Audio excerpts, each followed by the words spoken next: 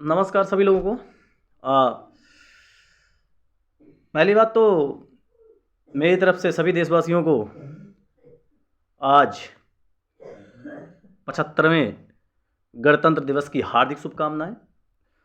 देखिए, बहुत ही ज़्यादा तादाद में लोगों का मैसेज आया है कि सर, गणतंत्र दिवस और स्वतंत्र दिवस में क्या अंतर है। तो देखिए, बहुत ही अच्छा प्रश्न था जिसकी वजह से मुझे आज पुनः वीडियो बनानी पड़ रही है। अब मैं आपको बता दूं कि देखिए गणतंत्र दिवस और स्वतंत्र दिवस दोनों अलग अलग हमारे राष्ट्रीय पर्व हैं जो संपूर्ण देश में संपूर्ण जनता के द्वारा निष्पक्षता से इनको मनाया जाता है। तो मैं आपको सबसे पहले बताने जा रहा हूं जो हमारे स्वतंत्र दिवस है, क्योंकि देखिए पहले भारत स्वतंत्र हुआ, उसके बाद गणतंत्र हुआ। कहते हैं कि जब हमारा भारत आज़ाद हुआ 15 अगस्त 1947 को, तो लोग आज़ाद तो हो गए, लेकिन उसमें कहीं ना कहीं ये समस्या आने लगी थी कि किस प्रकार से लोगों को उनका अधिकार दिलाया जाए, किस प्रकार से लोगों को समानता में रखा जाए, किस प्रकार से लोगों को जो है उनके आपस में विवाद ना हो और सभी लोग जो है शांति व्यवस्था बना करके जो है इस समाज में रह सकें। क्योंकि आप भी जानते हैं जब भारत स्वतंत्र हुआ था तो इतनी ज़्यादा तादाद में लोग तितर बितर हो गए थे जिनका संगठन करना बहुत ज़रूरी था। जिसके लिए आपको मैं पुनः बता दूं कि 15 अगस्त की पहले मैं चर्चा करता हूं। तो 15 अगस्त के दिन स्वतंत्र दिवस बनाया जाता है, क्योंकि उस दिन हमारा देश स्वतंत्र हुआ था। और इसके लिए क्या है कि इसी दिन हमारा ध्वजारोहण होता है। ध्वजारोहण मतलब ध्वज धन आरोहण।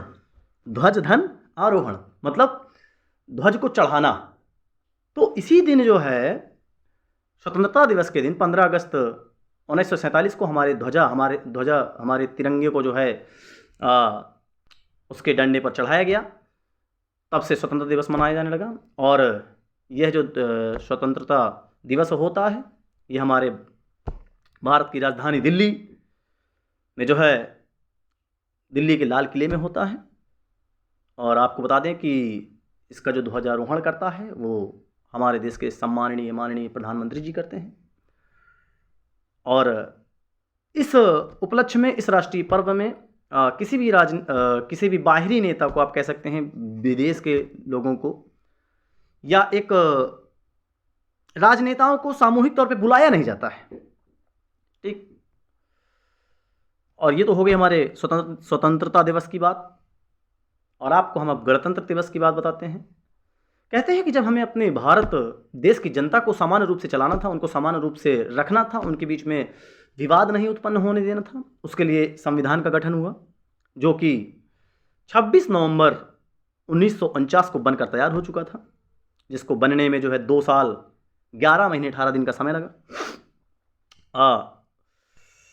कहते हैं कि जब ये बन चुका तो उस दिन 26 नवंबर को देखिए संविधान दिवस भी बनाया जाता है।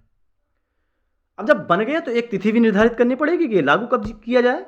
और ठीक कुछ दिन बाद 26 जनवरी 1950 को इसको लागू कर दिया गया, क्योंकि ये गण के लिए लागू किया गया था, जनता के लिए लागू किया गया था, इसीलिए इसको गणतंत्र दिवस कहते हैं।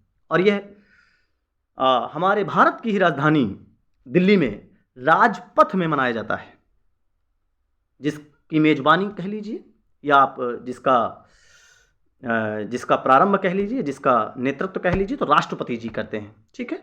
गणतंत्र दिवस में झंडे का आरोहण जो है हमारे देश के प्रधानमंत्री जी करते हैं। और 26 जनवरी गणतंत्र दिवस के दिन जो है हमारे झंडे को फहराया जाता है, मात्र फहराया जाता है। समझना है बात को, इसमें चढ़ाया नहीं जाता है।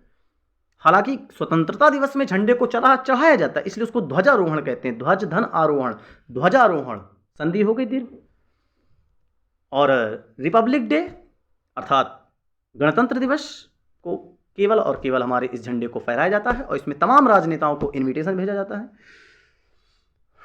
और यही इनमें भिन्नता थी गणतंत्र दिवस और स्वतंत्र दिवस में। बहुत बहुत धन्यवाद। और आपको मेरी तरफ से गणतंत्र दिवस की पुनः हार्दिक शुभकामनाएं। बहुत बहुत धन्यवाद। जय भारत माता की।